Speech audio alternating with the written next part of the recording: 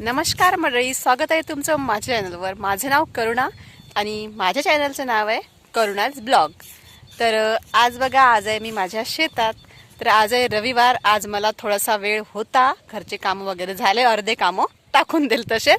आणि आज आले मी शेतात कारण की माझ्या मृगांकला शेतात यायचं होतं, कारण की आम्ही उन्हाळ्यात एक चक्कर आलो होतो, तेव्हापासून नाही आलो। तर आता म्हटलं चला पराठी पेरली आहे यावर्षी, ही आहे आमची पराठी। आणि इथून तिथपर्यंत म्हणजे माझी नजर जाते तिथपर्यंत, तुमची काय माहित कुठपर्यंत जाते, पण माझं शेत त्या खांबापर्यंत आहे, 2 नंबरच्या खांबापर्यंत। तर तिथपर्यंतच माझी नजर जाते, कारण की माझी नजर कधीच कोणाच्या याच्यावर जात नाही।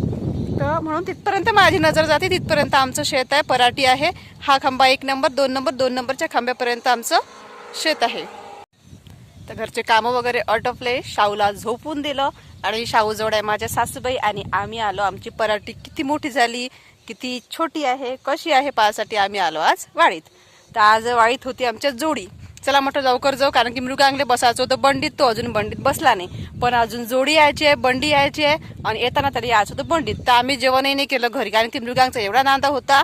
शाहूनं आज खूप त्रास दिला, त्याच्यामुळे जेवण वगैरे काही केलं नाही, त्याला झोपून दिलं। आणि आम्ही आज जेवण करायला डब्बा आणायचा होता आम्हाला वाडीत, तर आम्ही आलो आज जेवण करायला वाडीत। असं आहे आमचं, मग काम कमी, खाणं पिणं जास्त, टाइमपास जास्त।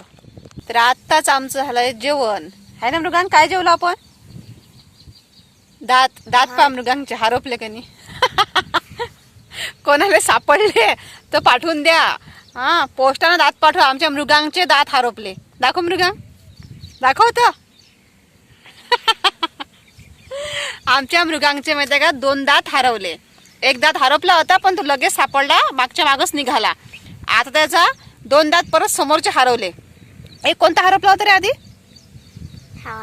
हावाला हरपला होता, पण तो मागच दुसरा निघाला आणि हा हरपला।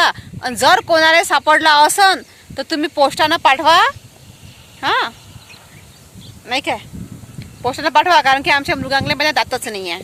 तर आता आम्ही आलो वाडीत आलो, जेवण वगैरे केलं, तुम्हाला शेत दाखवलं। त्याच्यानंतर आम्ही जेवण केलं आणि त्याच्यानंतर मृगांग चढला झाडावर, झाडावरून घसरला, थोडंसं लागलं है ना, झाडावर चढला, झाडावरून घसरला, थोडंसं लागलं। आणि त्याच्या आधी माहिती आहे काय, एका गड्ड्यात पडला आहे ना। आणि म्हणे जालमध्ये अटकलो, म्हणे जालमध्ये अटकला होता तो। एका कोणतं जाल होतं मृगांग? आणि त्याच्यानंतर आम्ही बनवली रील। आम्ही आता रील बनवली, ते रील टाकणार आहे उद्या। तर ते रील अशी आहे की सासरी लग्न झाल्यावर मुलाले, म्हणजे मुलीने आईवडिलाचा मोह कमी केला पाहिजे म्हणते, आणि मुलानं मग तोच नियम मुलाला लागू होते ना, मुलाने आईवडिलाचा मोह कमी केला पाहिजे, अशी रील बनवली मी। तर माझे मिस्टर म्हणते चुकीचं आहे म्हणते हे। आता मी लोकांना म्हटलं की कमेंटमध्ये सांगा चुकीचं आहे काय, तर माझे मिस्टरच म्हणते की चुकीचं आहे म्हणते, हा नियम असा नाही पाहिजे म्हणते। प्रत्येकानं म्हणते, प्रत्येक पोरानं आपापल्या बापाचा आईचा मोह केला पाहिजे म्हणते, नाही काय। म्हणजे मग सुनेच्या माहेरी म्हणजे तिच्या भावानं तिच्या आईवडिलाला सांभाळलं पाहिजे, आपल्या घरी आपण आपल्या आईवडिलाला सांभाळलं पाहिजे, म्हणजे प्रत्येकाच्या आईवडिलाला मध्ये सांभाळलं जाईल। मग आता विषय असा आहे की एखाद्या पोरीले भाऊ नसते, मग त्याचं काय करा सांगा, काय करा? आता तुम्हीच सांगा, प्रश्न तुम्ही निर्माण केला, तुम्ही सांगा काय करा, त्याचं काय करा? एखाद्याला भाऊच नसला समजा, तिनं काय करावं? तिनं घरी घेऊन या। तिनं म्हणते नवऱ्या म्हणजे आई वडिलाले नवऱ्याच्या घरी घेऊन या।